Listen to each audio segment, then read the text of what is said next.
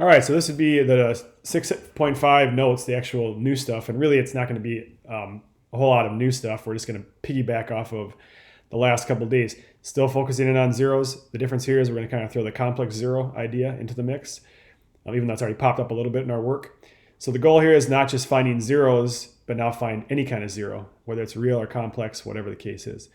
The fundamental theorem of algebra is a pretty simple idea. It says that basically every single polynomial function has at least one complex root or zero. The word roots kind of is thrown in here and there in the notes, and I think the book is going to use it. We keep saying zeros because I think of them as zeros, but if you see the word roots, that's the same thing as asking to find a zero. A couple of little flashback ideas here for you guys. Remember in complex number, a plus bi, a being the real part, bi being the imaginary part. But if the b is zero, either part is zero, that leaves you with the other. So if b is zero, then your complex number is actually just real or just the a. If a is zero, then your complex number is only imaginary, which leaves you with this part. When I set up here this fundamental theorem idea that any polynomial can have a complex zero, so you might say, well, like, in a lot of the examples that we did in the last couple of days, we got zeros that were all real numbers. So where was the complex zero? Well, you can take a number like 2 and write it as 2 plus 0i, and all of a sudden we can say, hey, there's a complex number. So even what looks like a real number by itself is considered to be complex. Now, we're going to actually get ones that are. We're not going to really have this happening. We're just saying it can happen, or you can think about it that way. All right, let's run through a few examples, and we'll wrap up the video notes here. So here is a factored version. We're going to list all the zeros from the equation, write it in standard form, which means you multiply this thing all out, and we're going to try to talk about some shortcuts for that. State the degree, and then the behavior. Now, actually, degree, I can tell you guys right away. If I have 1, 2, 3, 4 x's, it's degree 4. Or I've got 4 zeros, 4 factors, it's degree 4, or fourth degree. But in terms of just getting going with zeros, zero should come from all of these. Now, I think these three are very obvious. That we're still, I think, kind of struggling a little bit with or not recognizing this one. And x by itself is a 0 of 0. Think about what you'd be doing to find these. You set the factors individually equal to 0 one at a time. If you set x equal to 0, you get 0. So here's your list. That x produces 0. There's 2, and then plus and minus 3i. Now, the function standard form takes a little bit of work. We're going to go from black to blue here. The first set of blue is me taking x times x and minus 2, so I just distribute that x in. That's those two. The second set here is these two FOILed out. So if you FOIL first term x squared outside negative 3xi, inside positive 3xi, they drop. Last term, negative 9i squared, but remember that I squared is negative 1, so now it becomes a positive 9. And there's this. Now, even though this is not like what we're used to or used to seeing for FOIL, this can definitely be done as a FOIL because you got 2 terms times 2 terms. So first term, x squared times x squared, x to the fourth. Outside, positive 9x. Inside, negative 2x, sorry, positive 9x squared. Inside, negative 2x to the third. And last, negative 18x.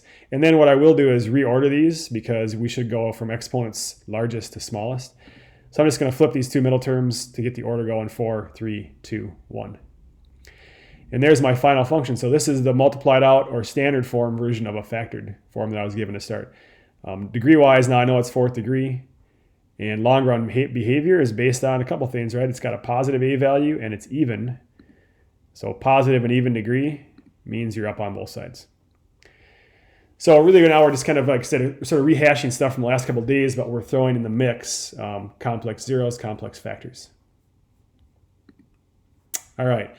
Another version of this problem, or it's kind of like working in reverse, is I give you the zeros and you create the function.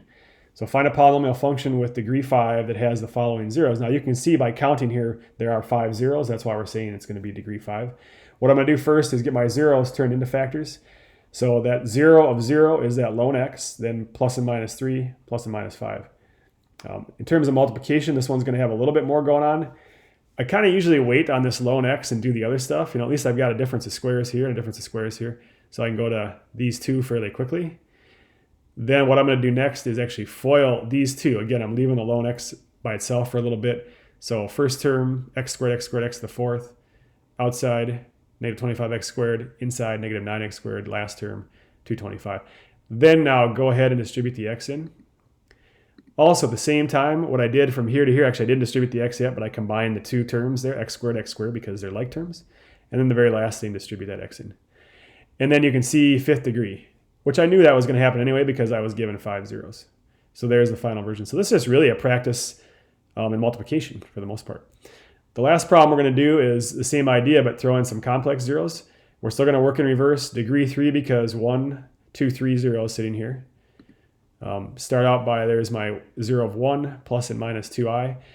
This I'm going to always do first, no matter where it shows up in the problem. So if I FOIL these two out, I get x squared plus 4. And then this is another FOIL problem. So x times these two, negative 1 times these two. Then the last thing to do would be to reorder this, because I'd like it to go 3, 2, 1 number as far as the exponents go. So I'm going to do a little reordering here. And there's my final function. And that's really it. So this last little bit of notes, this 6.5 section, is really kind of just taking things that we've done in other sections and throwing in the complex numbers to the type of problem you're doing. And that's going to do it for the notes for today. And that's also your last set of notes forever in this class. Congratulations.